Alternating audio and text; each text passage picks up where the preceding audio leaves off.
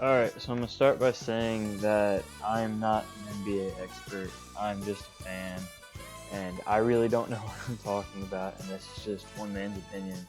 So take everything I say with a grain of salt, because I'm not the most knowledgeable guy about this stuff in the world, but I'm going to give you guys my opinion. You guys can tell me what you think, alright?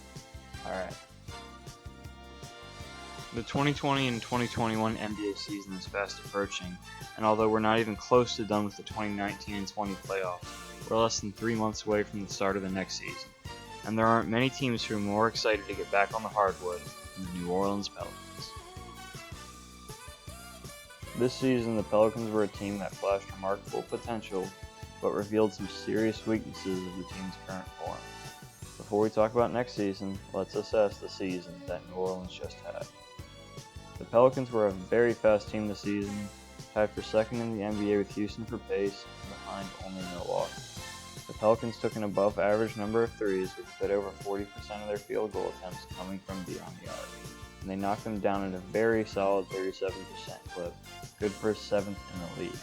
The Pelicans were also 12th in two-pointer field goal percentage, showing that they can knock down shots with good efficiency from anywhere on the floor. New Orleans was middling on defense, finishing 19th in defensive rating and 18th in adjusted defensive rating.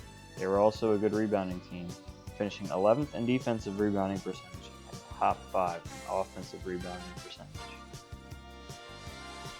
With all of this good, you'd figure that the Pelicans would be a lock to be a playoff team, but the 2019 to 2020 Pelicans had 2 Achilles heels that landed 13th out of 15 teams in the Western Conference. The Pelicans were a dreadful team from the free throw line this season, tying with the Lakers for second to last, ahead of only the Knicks. Unlike the Lakers and Knicks, however, the Pelicans were able to somewhat mask their poor free throw shooting with a low number of attempts. Per 100 possessions, the Pelicans only took 22.4 attempts from the line, 23rd overall, whereas the Lakers and Knicks both finished top 10 in the category. By far the biggest problem with this team, however, has been the turnovers. Pelicans finished second to last in the NBA in turnovers and turnover percentage. They finished behind only the Cleveland Cavaliers, who finished second to last in the NBA with a 19-46 record overall.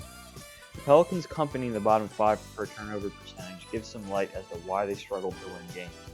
The Bulls, Hawks, Pistons, Pelicans, and Cavs represent the teams in the league that turn the ball over the most. New Orleans was the only team of those to sniff the playoffs, in a league where over 50% of teams make the postseason. However, most of those teams are also very young and feature players in their early 20s in workhorse roles, so the issues that New Orleans faced could be attributed as a system of a young core that plays the game with reckless abandon. Nonetheless, these turnovers were likely a big factor when management decided that the team would move on from head coach Alvin Gentry after 5 years with the Pelicans. Gentry had been criticized for his unyielding emphasis on fast-paced play and lack of solid half-court sets. One could make the argument that the team was good on the season in many facets and that Gentry should not have been fired for an issue that plagues many young teams, but the deciding factor was likely the team's poor Orlando bubble performance. New Orleans went just 2-6 in their seeding games, beating out only the 1-7 Washington Wizards and 2-6 Memphis Grizzlies. Despite being one of the most exciting NBA teams to step into the bubble, the Pelicans consistently struggled against playoff or fringe playoff teams. The team looked sloppy, sluggish on defense, and unconfident in Gentry and his playbook. Pelicans Executive Vice President of Basketball Operations David Griffin and General Manager Trajan Langdon clearly saw this poor effort and performance against playoff teams and decided that Gentry was no longer the man. As of September 3, 2020, the Pelicans have yet to hire Gentry's replacement, and there is little indication of the direction the team's search is headed. Notable candidates include 2016 Finals champion coach and current Clippers assistant coach Tyronn Lue, Spurs assistant coach Becky Hammond, former Kings head coach Dave Yeager, as well as other strong candidates and some long shots, such as Tim Duncan, and in-house promotions, such as current assistant and 2010 G League Coach of the Year Chris Finch. Nonetheless, the team agrees that player development, winning, and defense are important aspects of the incoming head coach. It was certainly a bold move to move on from Gentry, but management clearly believed that if the Pelicans were to contend for a championship, they would need a new skipper. Personally, I have no preference for an incoming head coach, as every candidate carries their own risks and potential rewards, but I think an unestablished coach, such as Hammond or Finch, would be a strong move, as the team has chosen to move on from a decent head coach in Gentry, so moving back to another decent head coach such as Lou would defeat the purpose of firing Gentry in my opinion. As for the Pelicans themselves, the conversation must start with NBA All-Star and 2019-20 NBA Most Improved Player, Brandon Ingram. When many people hear New Orleans Pelicans, they think Zion Williamson, but Ingram is just as, if not more worthy of attention as Williamson in my eyes. Ingram played about the same number of minutes per game as he had in Los Angeles the previous 2 seasons, but his points per game spiked to 23.8 per game as he became a focal point in the New Orleans offense. His efficiency also took a jump, with his PER being over 40% higher than the year before. Ingram's first All-Star appearance can mainly be attributed to his improved shooting ability. His three-point percentage increased over 6 points to 39.1% with an increase in volume. Ingram took over 4 times as many threes as he did the previous season, and more in 2019 and 2020 alone in the first 3 seasons of his career combined. In my opinion, the most noteworthy improvement has been at the free throw line for Ingram. He went from shooting 66.2% from the stripe in his first 3 seasons to 85.1% in 2019 to 2020. To me, this is an indicator of a vastly improved shot mechanic and bodes well for his shooting ability for the rest of his career. That said, Ingram still has many areas to improve in. Firstly, at 6'7" and 190 pounds, Ingram makes Kevin Durant look like a professional strongman. If Ingram were to add weight, it would improve his contact finishing, and it would also benefit his defense, which could use work. Ingram said himself in an interview with ESPN after winning the Most Improved Player award that his defense was an area to work on for his game. Although he's not freakishly tall, he has a pterodactyl-like 7'3" wingspan, which is the same as Giannis Antetokounmpo and Kawhi Leonard. Giannis and Kawhi are in the top handful of defenders in the league, so Ingram clearly has the width to become an elite two-way player. Another concern that has not been completely mitigated is Ingram's ability to thrive alongside Zion Williamson. Since Williamson's January 22nd debut, Ingram's points per game total dipped from 25.6 before Zion to 20.8 points per game after his return.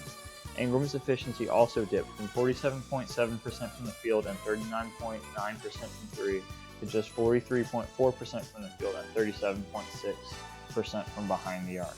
While this decline does merit some concern, the small 24-game sample size should be taken with a grain of salt. There's also an acclimation period when 2 stars must learn to play together, and 24 games fits well within that time period. BI is a restricted free agent this offseason, and it is imperative that the Pelicans re-sign the now 23-year-old All-Star.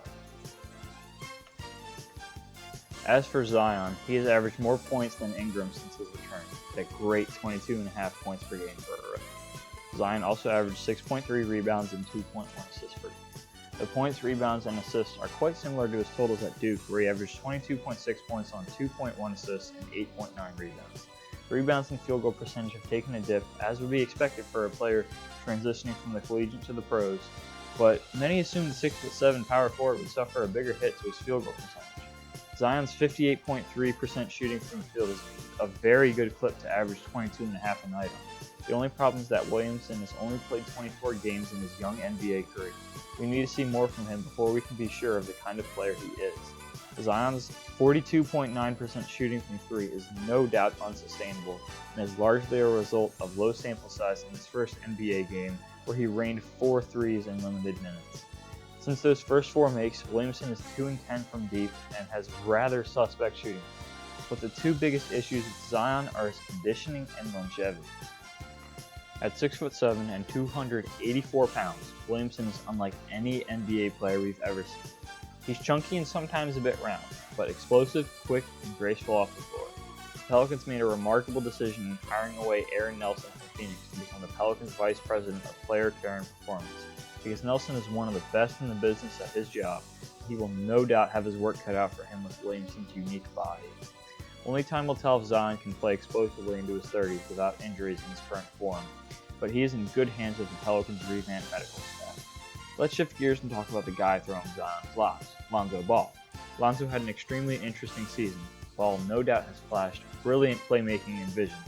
He also shot a very respectable 37.5% from three-point range. At 6'6", Lonzo does not compromise on size at the point guard position either. These factors bode well for his future, but there are very concerning parts of his game as well. The first is Ball's free throw shooting percentage. While Ball's clip from the line did uptick from 43.7% in his first two seasons, it was still an atrocious 56.6% from the line this season. It is very interesting to see these horrible free throw numbers from a player shooting 37.5% on 6.3 shots from deep per game. I would say that these strike woes indicate an unsustainable three-point shooting clip if Ball had not taken 495 three-pointers in the 2019 and 2020 season. It's quite odd, and next season may be Ball's make or break year, but Ball's bigger problem is his turnovers. Per 100 possessions, Lonzo Ball turned the ball over a league-leading 21.1 times. Ball seems to be the epitome of the Pelicans' turnover woes, and this will have to change if Lonzo is to become a better player. The good news is that he has shown work ethic after his poor bubble performance, tweeting, "Make sure y'all post my shit next year too," in response to Bleacher Report's posting of his Orlando bubble stat line. Damian Lillard also said that if he had to take a player to make a jump next year, he would pick Lonzo Ball. The bubble was especially concerning for Ball, who shot only 26% from the field and 19% from behind the arc. Hopefully he can improve, as an efficient Lonzo is crucial to the Pelicans' success as a team heading forward. One Pelican who had an incredibly efficient shooting campaign was JJ Redick, who at 35 years of age posted the 9th best true shooting percentage in the league, a stat typically dominated by forwards and big men. Redick shot 45.3% from three-point range, second in the league. He was also 7th in free throw shooting at 89.2% from the line. Although JJ may not be a basketball player for much longer, and the Pelicans snapped his 13-year playoff streak, his shooting performance this season was truly incredible, and the Pelicans will rely on him again next season. Jackson Hayes was the 8th overall selection in last year's draft, and he turned in a quiet but efficient rookie campaign. He made over two-thirds of his shots with a 67.2% field goal clip, although the small sample size caused him to not qualify for leaderboards. Hayes has explosive athleticism and showed flashes of dominant potential this season, but defense, a bulkier frame, and the development of an outside shot are critical for him to take his next step as an NBA player. Even if Derek Favors doesn't return next season, the Pelicans will likely try and find a stretch 5 on the open market, as Hayes just doesn't seem ready to play alongside the starting cast. Josh Hart was a solid energy player and a spark plug for the Pelicans off the bench. Hart ran the floor well, was usually active on defense, and knocked down threes at a decent 34.2% clip.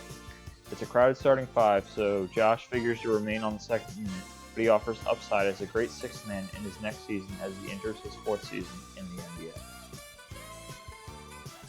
Nickeil Alexander-Walker showed upside in his rookie season to be a high-volume scoring and playmaking guard, although his best showings typically came in summer league games, scrimmages, or garbage time bubble games. He struggled against legitimate NBA defenses, leading him to average only 5.7 points a game on 36.8% shooting from the field.